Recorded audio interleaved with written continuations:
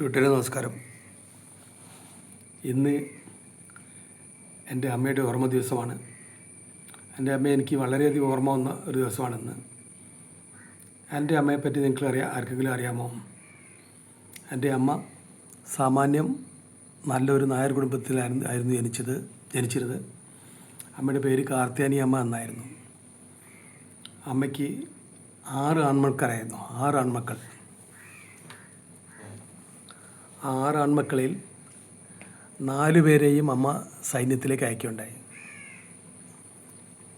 ഒരിക്കൽ ഞാൻ ലീവ് വന്ന സമയത്ത് എൻ്റെ അമ്മയുടെ മുന്നിൽ വെച്ച് വേറെ ഒരു കുലീനായ സ്ത്രീ അമ്മയോട് ചോദിക്കുന്നത് ഞാൻ കേട്ടതാണ്.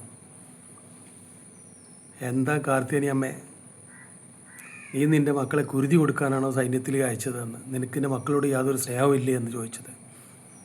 അവർ വേറൊരു കാര്യം കൂടി പറയുകയുണ്ടായി. നിന്റെ മക്കൾ അയച്ചു തരുന്ന പൈസ കൊണ്ട് നീ സന്തോഷിച്ച് കഴിയുകയാണല്ലേ എന്ന്.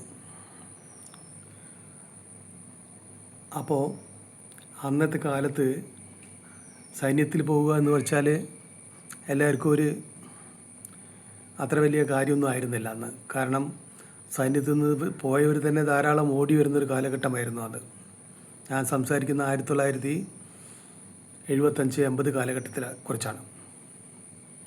എത്രയോ ആൾക്കാർ എൻ്റെ വില്ലേജിൽ തന്നെ എത്രയോ ആൾക്കാർ പട്ടാളം വിട്ട് ഓടി വന്നവരും ഉണ്ടായിരുന്നു. അത്ര ദുരിതപൂർണമായിരുന്നു അന്നത്തെ ജീവിതം. പക്ഷേ എൻ്റെ അമ്മയ്ക്ക് അതിൽ യാതൊരു വിഷമം ഉണ്ടായിരുന്നില്ല. മക്കൾ സൈന്യത്തിൽ അയച്ചതുകൊണ്ട് അമ്മയ്ക്ക് അഭിമാനമായിരുന്നു അന്നും. അമ്മ അത് പലപ്പോഴും പറയുമായിരുന്നു. എനിക്ക് എൻ്റെ 6 മക്കളാണ്. 6 മക്കളെ 4 പേര് ഞാൻ രാജ്യത്തിന് വേണ്ടി ജോലി ചെയ്യാൻ വേണ്ടി അയച്ചിരിക്കുകയാണെന്ന് വളരെ അഭിമാനത്തോടെ പറയുമായിരുന്നു. പക്ഷേ അന്ന് അമ്മയ്ക്ക് അത്ര അറിയപ്പെടുകയോ അത്ര ഒരു ആൾക്കാർ അംഗീകരിക്കുകയോ ഒന്നും ചെയ്തിട്ടില്ല. അതുകൊണ്ടാണ് ഞാനിപ്പോൾ വീഡിയോ ചെയ്യുന്നത്. അമ്മ സൈന്യത്തിൽ അയച്ച 4 ആൺമക്കളിൽ ഒരാൾ ഫസ്റ്റ് ക്ലാസ് കമ്മീഷൻ ഓഫീസറായി പിരിയുകയുണ്ടായി. മറ്റ് 3 പേര് 2 പേര് ജൂനിയർ ഗസറ്റഡ് ഓഫീസറായി പിരിയുകയുണ്ടായി. ഒരാൾ നോൺ കമ്മീഷൻ ഓഫീസറായിട്ട് പിരിയുകയുണ്ടായി. ആർക്കും ഇവർ പറഞ്ഞ മാതിരി കുരുതി പോയിട്ട് ഒരു വലിയൊരു അസുഖത്തിലൂടെ ഹോസ്പിറ്റലിൽ അഡ്മിറ്റ് കൂടി ആവാൻ ഒരു ചാൻസ് അവർക്കുണ്ടായിരുന്നില്ല. കാരണം പ്രയാസമേറിയ ജീവിതം പിന്തുടർന്നുകൊണ്ട് വളരെയധികം കഷ്ടപ്പെട്ട് പഠിച്ച് യാതനകൾ അനുഭവിച്ച് പട്ടിണിയൊക്കെ കിടന്ന് പോയവരായിരുന്നു അവർ. അവർക്ക് അവിടെ നിന്നും കൂടി തിരിച്ചു വന്നു കഴിഞ്ഞാൽ ഇവിടെ ഒന്നും അല്ലായിരുന്നു ഉണ്ടായിരുന്നത്. ഇവിടെ വന്നാലും അതിലേറെ കഷ്ടപ്പെടലായിരുന്നു. സൈന്യത്തിൽ അവർക്ക് ആഹാരത്തിന് ബുദ്ധിമുട്ടുണ്ടായിരുന്നില്ല, മറ്റു തരത്തിലുള്ള പ്രോബ്ലങ്ങളൊന്നും ഉണ്ടായിരുന്നില്ല. പക്ഷേ ജോലി ചെയ്യേണ്ടിയിരുന്നു. ഓരോ തലത്തിലും അവർ മിടുക്ക് കാണിച്ചു. മൂത്ത ആൾ പോയിരുന്നത് EMEയിലായിരുന്നു. പട്ടാളത്തിന് വേണ്ട എല്ലാവിധ സപ്പോർട്ടിങ് വെഹിക്കിൾ തൊട്ട് ഇലക്ട്രീഷ്യൻ തൊട്ട് എല്ലാവിധം കൊടുക്കുന്ന ഒരു യൂണിറ്റാണത്, EME.